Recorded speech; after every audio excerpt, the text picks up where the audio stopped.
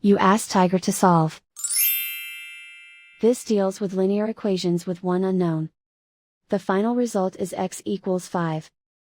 Let's solve it step by step. Group all x terms on the left side of the equation. Subtract 10 over 4 from both sides. Group like terms. Combine the fractions. Combine the numerators. Find the greatest common factor of the numerator and denominator.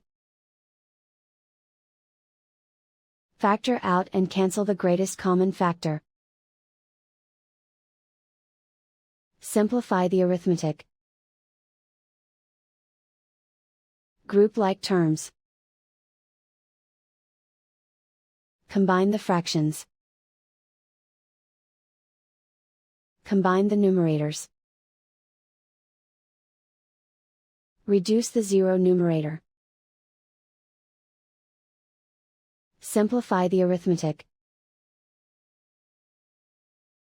Group all constants on the right side of the equation. Subtract 2 from both sides.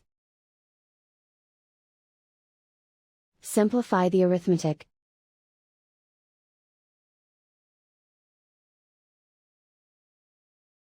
And so the final result is x equals 5.